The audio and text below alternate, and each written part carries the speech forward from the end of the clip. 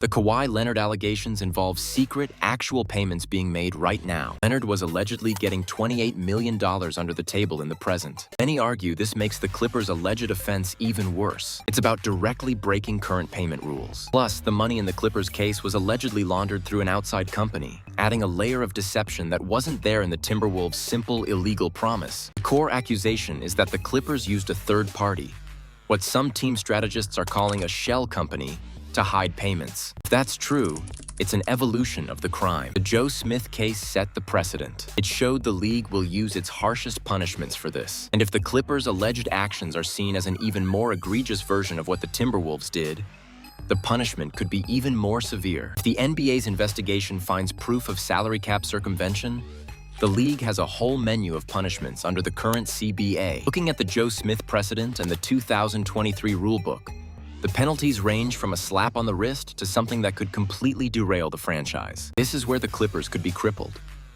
Thanks to the trades for Paul George and James Harden, they already have one of the barest cupboards of future draft picks in the league. They don't control their own first-round pick until 2030. Losing even more picks would lock them into their current aging roster with no easy way to get younger. If the investigation proves Steve Ballmer or others in the front office knew about this scheme, they could face suspensions of up to a year. Suspending Ballmer, the league's richest and one of its most visible governors, would send a shockwave through the NBA. It would be a clear message that no owner is above the rules. Finally, we get to the nuclear option, voiding Kawhi Leonard's contract. This is the most complex and potentially devastating penalty. The CBA gives the league the power to void any contract that's part of a circumvention scheme.